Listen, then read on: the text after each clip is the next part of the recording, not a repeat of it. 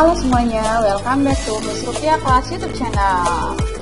Oke, jangan lupa untuk tekan tombol like, subscribe, dan lonceng notifikasinya ya guys. Jadi biar kalian selalu update terkait dengan materi akuntansi terbaru tentunya.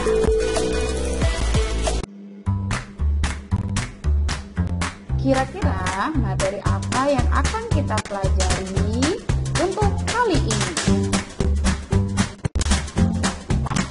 Ini dia, kita akan belajar tentang struktur dasar akuntansi. Sangat menarik bukan? Apa saja materi yang akan kita bahas kali ini? Yang pertama, kita akan membahas mengenai arti, tujuan, dan fungsi laporan keuangan. Kemudian, kita juga akan membahas mengenai keterbatasan informasi akuntansi. Dan terakhir, kita akan belajar mengenai jenis transaksi dan jenis akun. Makin penasaran? Jangan kemana-mana. Check it out. Kita akan masuk ke materi yang pertama mengenai arti, tujuan, dan fungsi dari laporan keuangan. Kita akan bahas yang pertama nih, arti. Apa sih arti dari laporan keuangan? Laporan keuangan merupakan suatu hasil proses akuntansi yang berisikan tentang data keuangan dan hasilnya nanti akan kita komunikasikan kepada para pemakai informasi akuntansi. Nah, pemakai informasi akuntansi ini sudah kita bahas di video sebelumnya ya. Jadi bisa kalian lihat lagi aja video sebelumnya kalau misalnya kalian lupa, oh siapa aja tuh pemakai informasi akuntansi. Jadi sekedar untuk mengingatkan, pemakai informasi akuntansi ini ada dua, ada pihak internal dan pihak eksternal. Lanjut, kita akan membahas mengenai acuan dari laporan keuangan. Nah, di Indonesia, acuan yang digunakan dalam menyusun laporan keuangan yaitu mengacu kepada standar akuntansi keuangan, di mana standar akuntansi keuangan ini itu dikeluarkan oleh Dewan Standar Akuntansi Keuangan. Jadi bukan hanya asal sembarang membuat laporan keuangan.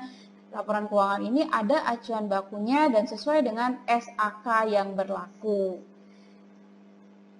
Kemudian, kalau di dunia, acuan dari standar laporan keuangan itu mengacu kepada IFRS, International Financial Reporting Standard. Nah, ini untuk yang berlaku secara general ya guys, atau secara mendunia. Kalau yang tadi sebelumnya itu SAK, itu hanya berlaku untuk di negara Indonesia saja. Kita lanjut ke poin berikutnya mengenai tujuan dari laporan keuangan. Apa sih tujuan dari laporan keuangan itu? Yang pertama, tujuannya adalah untuk memberikan informasi tentang posisi keuangan, kinerja, dan arus kas perusahaan yang bermanfaat bagi sebagian besar kalangan pengguna laporan keuangan dalam rangka untuk membuat keputusan-keputusan ekonomi. Dan yang kedua, tujuan dari laporan keuangan yaitu untuk menunjukkan pertanggungjawaban manajemen atas penggunaan sumber-sumber daya yang dipercayakan kepada mereka. Jadi ada dua ya yang harus kalian ingat. Yang pertama memberikan informasi dan yang kedua untuk menunjukkan pertanggungjawaban manajemen. Kita lanjut ke yang ketiga tentang fungsi dari laporan keuangan. Apa saja fungsinya? Yaitu pertama, menyediakan informasi yang menyangkut posisi keuangan. Dan yang kedua, menyediakan informasi mengenai kinerja serta perubahan posisi keuangan suatu perusahaan yang bermanfaat bagi pemakai informasi akuntansi dalam pengambilan keputusan. Nah, ternyata di dalam laporan keuangan itu ada berbagai macam yang harus kita buat. Apa saja? Yang pertama, kita akan membuat yang namanya laporan laba rugi komprehensif. Apa saja sih yang terdapat di dalam laporan laba rugi komprehensif? Atau untuk apa sih fungsinya laporan laba rugi komprehensif? Nah, laporan laba rugi komprehensif ini laporan yang menunjukkan bagaimana hasil proses suatu perusahaan itu di akhir periode. Apakah perusahaan tersebut mengalami yang namanya laba atau profit, atau justru sebaliknya, perusahaan tersebut malah mengalami kerugian. Di dalam laporan laba rugi komprehensif, ini menyajikan data terkait tentang hasil pendapatan dari suatu perusahaan dan juga seberapa besar beban atau biaya yang dikeluarkan oleh perusahaan.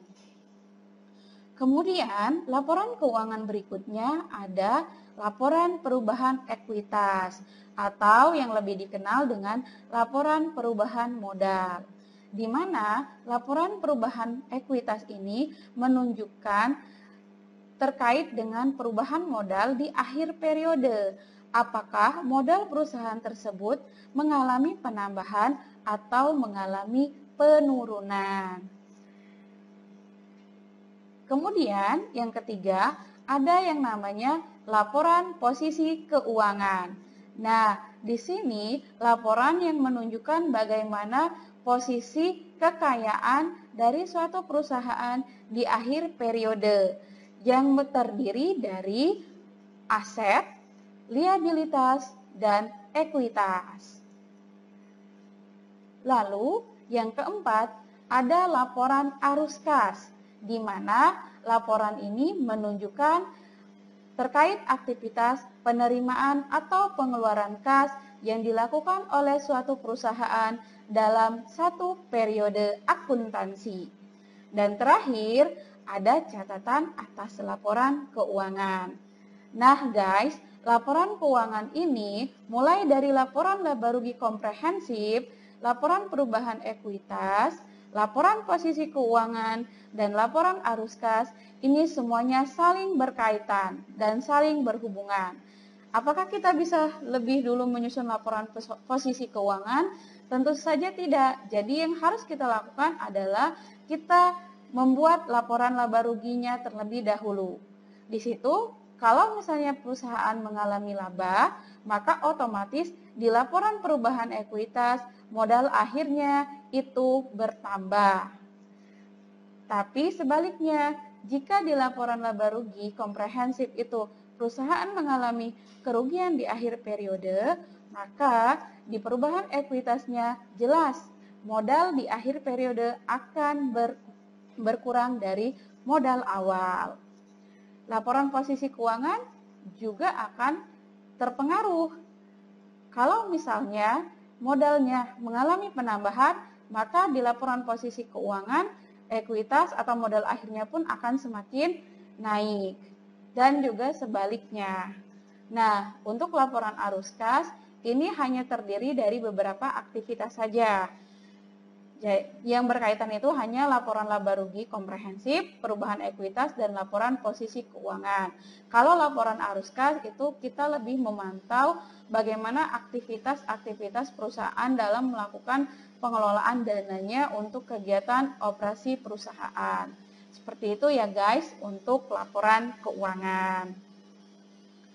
Kita masuk ke berikutnya tentang transaksi dalam akuntansi. Kita akan bahas terlebih dahulu mengenai definisi dari transaksi. Apa sih definisi dari transaksi? Transaksi yang dimaksud adalah transaksi keuangan dalam pencatatan akuntansi, di mana di dalam transaksi tersebut yang bisa dinilai dengan uang. Transaksi ini ada dua. Yang pertama transaksi internal, yang terjadi dalam ruang lingkup perusahaan itu sendiri tanpa melibatkan pihak luar. Kemudian, untuk transaksi eksternal, ini merupakan transaksi yang terjadi antara perusahaan dan pihak luar perusahaan tentunya. Seperti misalnya ketika perusahaan melakukan pembayaran listrik, di mana penyedia listrik itu adalah PLN dan perusahaan itu adalah pemakai. Sehingga ketika kita menggunakan jasa penyedia listrik, kita akan melakukan pembayaran kepada pihak PLN. Kita akan lihat jenis transaksi dan ini ke contohnya. Jadi secara sumber, jenis transaksi itu bisa dilihat dari dua hal. Yang pertama berdasarkan modalnya dan yang kedua berdasarkan usahanya. Tapi secara umum tadi yang udah Miss sampaikan, di situ ada jenis transaksi internal dan jenis transaksi eksternal. Apa saja contoh dari jenis transaksi internal? Dan apa saja contoh dari jenis transaksi eksternal? Ini dia contohnya. Yang internal itu seperti ketika kita melakukan pemakaian aktiva, seperti contoh mesin, gedung, bisa juga dengan kendaraan operasional perusahaan. Kemudian ada juga terkait dengan pemakaian perlengkapan. Ini jenis transaksi eksternal. Apa saja contohnya? Yang pertama yang udah disebutkan sebelumnya tadi itu terkait dengan pembayaran listrik kepada pihak PLN, ada juga pembayaran telepon kepada pihak Telkom, dan terakhir itu misalnya pembayaran sewa gedung. Kita masuk ke berikutnya yaitu tentang akun. Apa akun? Akun yaitu tempat mencatat terjadinya perubahan kekayaan perusahaan. Jenis-jenis akun ada apa saja? Yang pertama ada akun real. Apa sih akun real itu? Akun real itu adalah kelompok akun nyata dan pada umumnya berwujud secara fisik. Kemudian ada akun nominal. Apa akun nominal itu? Yaitu akun yang hanya bersifat sementara. Nah, jenis akun tadi ya kan ada akun real sama akun nominal. Nah, di akun real itu ada bagian-bagiannya. Demikian juga dengan akun nominal. Apa aja yang termasuk akun real? Yang pertama itu ada aset atau yang dikenal dengan istilah biasanya di beberapa buku yang lama itu disebut dengan harta atau aktiva. Ada juga yang namanya liabilitas. Di beberapa buku itu biasanya disebut kewajiban ataupun utang. Dan yang ketiga ekuitas. Di beberapa buku, apalagi buku yang terbitan yang lama itu biasanya disebut dengan modal. Kemudian ada akun nominal. Apa aja yang terdapat di akun nominal? Ada yang namanya pendapatan dan juga ada yang namanya beban. Nah, nanti kita akan bahas satu persatu apa saja yang dimaksud dengan aset, liabilitas, ekuitas, pendapatan, dan juga beban. Kita mulai yang pertama aset. Apa sih aset itu? Aset yaitu kekayaan perusahaan yang dimiliki oleh perusahaan dan dikelola guna mengharapkan manfaat ekonomi di masa yang akan datang. Aset dibedakan menjadi 3. Yang pertama, aset lancar. Yang kedua, aset tetap. Dan yang ketiga, aset tetap tak berwujud. Apa sih aset lancar itu?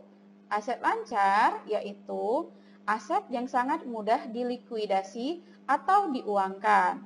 Umur ekonomisnya hanya kurang dari 1 tahun dan umumnya hanya digunakan untuk 1 kali dalam proses produksi. Contohnya adalah perlengkapan ya. Kemudian ada yang namanya aset tetap. Apa itu aset tetap? Aset tetap yaitu aset perusahaan yang umur ekonomisnya lebih dari 1 tahun dan dapat digunakan berkali-kali. Contoh dari aset tetap yaitu gedung, mesin, tanah. Nah, ada satu aset tetap yang tidak mengalami penyusutan yaitu tadi tanah.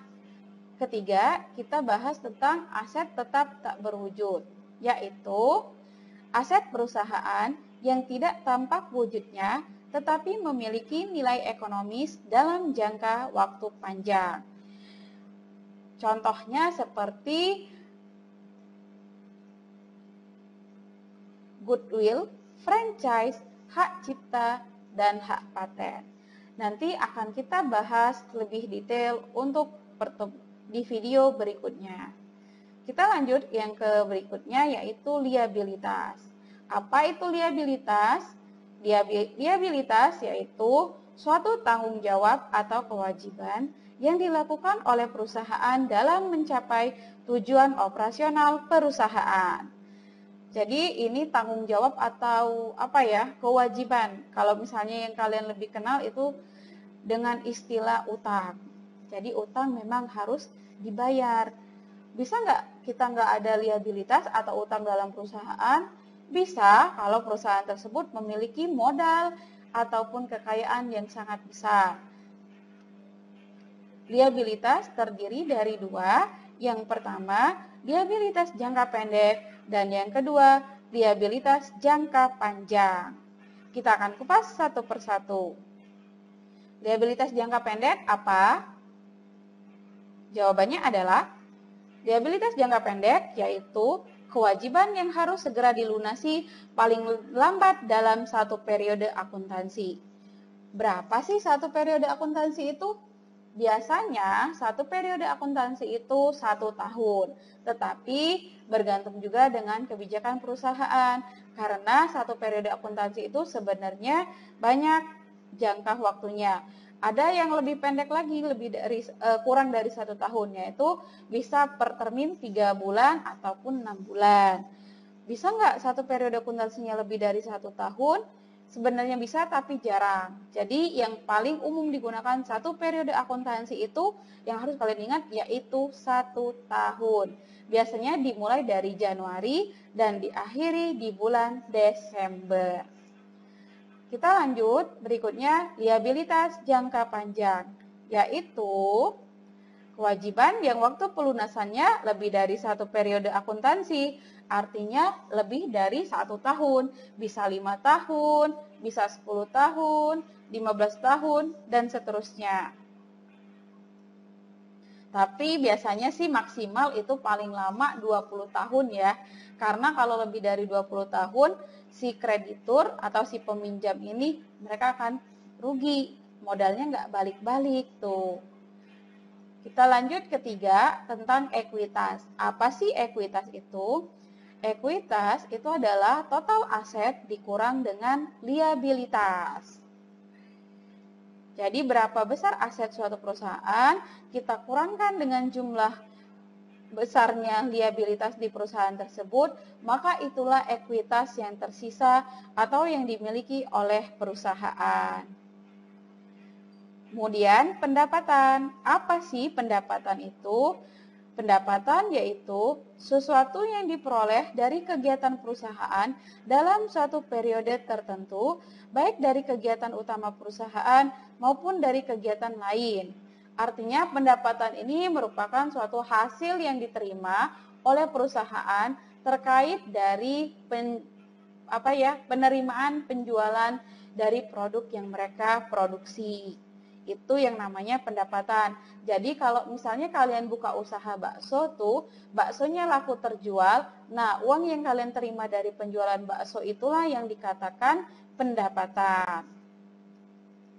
Kemudian yang terakhir ini adalah beban. Apa sih beban? Beban yaitu pengorbanan atau pengeluaran dari sumber-sumber ekonomi yang dapat dinilai dengan nilai uang untuk merealisasikan jumlah pendapatan pada satu periode akuntansi. Jadi kan tadi udah dicontohin tuh usahanya bakso. Kalau misalnya kita jual bakso, uang yang kita terima tadi dikatakan pendapatan. Nah, yang dikatakan beban ini adalah uang yang kita keluarkan untuk memproduksi bakso tersebut. Bisa dibedakan ya guys. Jadi kalau beban itu adalah uang yang kita keluarkan untuk memproduksi bakso. Sementara pendapatan tadi adalah uang yang kita terima dari penjualan bakso. Seperti itu. Nah, demikianlah materi untuk di video kali ini tentang struktur dasar akuntansi. Jangan lupa untuk tekan tombol like, subscribe, dan lonceng notifikasinya ya guys di YouTube channel Miss Rupiah Kelas. Dan nantikan terus video selanjutnya karena akan banyak sekali materi-materi akuntansi yang sangat bermanfaat dan menarik lainnya buat kalian semua. Thank you, sampai jumpa di video berikutnya.